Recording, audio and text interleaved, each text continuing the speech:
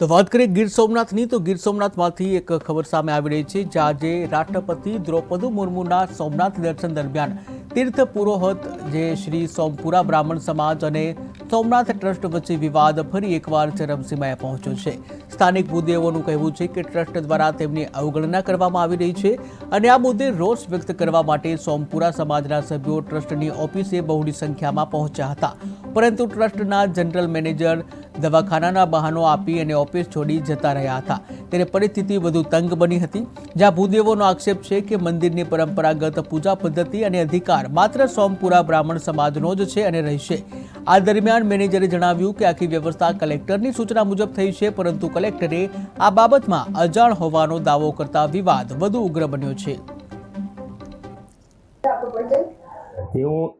સોમપુરા બ્રાહ્મણ સમાજ तीर्थ पुरोहित से सोमपुरा ब्राह्मण समाज ट्रस्टी फाल्गुन किशोरभाई जानी આજરોજ આજથી ઘણા વર્ષોની અમારી સોમપુરા બ્રાહ્મણ તીર્થ પુરોહિત સોમપુરા બ્રાહ્મણ સમાજની પરંપરા મુજબ જે કોઈ પણ વીઆઈપી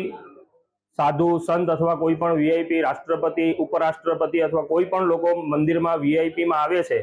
એનું સ્વાગત કરવા માટે હર હંમેશ સોમપુરા બ્રાહ્મણ સમાજના જ ભૂદેવો હોય છે। પણ છેલ્લા 3 વર્ષથી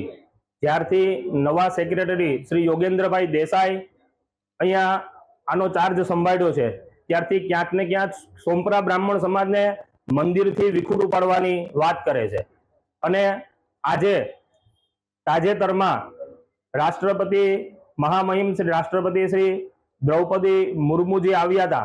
ત્યારે અહીંના સોમપુરા બ્રાહ્મણ સમાજના 11 ભૂદેવોને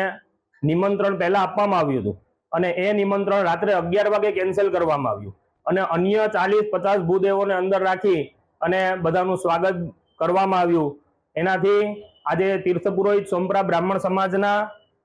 દરેક ભૂદેવો બહેનો મહિલાઓ માતાઓ બધા અહીંયા સોમનાથ ટ્રસ્ટની ઓફિસે આવેલા ત્યારે સોમનાથ ટ્રસ્ટના અધિકારીઓને જનરલ મેનેજર શ્રીને અમે રજૂઆત કરવા માટે આવેલા, પણ જનરલ મેનેજર પણ અહીંયાથી બહાનું કરીને નીકળી ગયા છે। તો જ્યાં સુધી આ મેટરનો કંઈ ઉકેલ નહીં આવે ત્યાં સુધી સોમપુરા બ્રાહ્મણ સમાજના દરેક માતા બહેનો ભૂદેવો અહીંયા બેસી અને અહીંયા ધરણા કરે છે।